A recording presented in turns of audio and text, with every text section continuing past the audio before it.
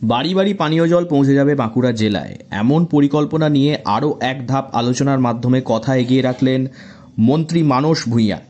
দুই ভাগে কাজ চলছে বলে জানিয়েছেন তিনি। 22টি ব্লকের মধ্যে 18টি ব্লকের জল জীবন মিশনের কাজ চলছে বলে জানিয়েছেন মন্ত্রী মানস ভূঁইয়া। বাকি 4টি ব্লকে বাইরের সাহায্যপ্রাপ্ত সারফেস ওয়াটার সরবরাহ করা হচ্ছে। কাজ চলছে দ্রুত গতিতে। এর সঙ্গে খতিয়ে দেখা হচ্ছে কিভাবে বিভিন্ন এজেন্সিগুলি কাজ করছে।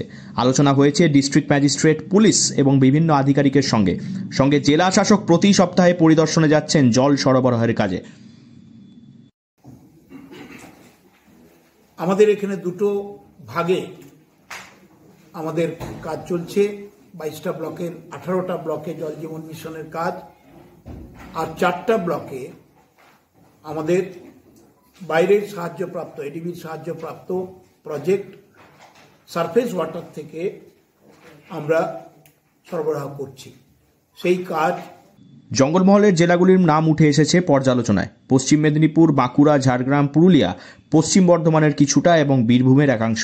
নিজেই তদারকি করছেন মুখ্যমন্ত্রী মমতা বন্দ্যোপাধ্যায়। সেই কাজেই পরিদর্শন করে গেলেন মন্ত্রী মানস ভূঁইয়া। তিনি বলেন,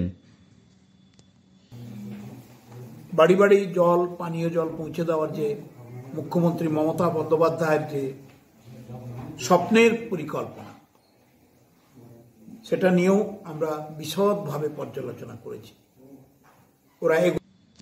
তবে সব জায়গাতে কাজ দ্রুত গতিতে হচ্ছে না বলে জানিয়েছেন মানস ভূঁইয়া। তিনি বলেন, যে সকল বড় বড় কোম্পানিগুলি কাজ নিয়েছেন তারা ঢিলে করছে এবং নিজেদের কাজগুলিকে বিভিন্ন সাব কোম্পানিদেরকে দেওয়া হয়েছে।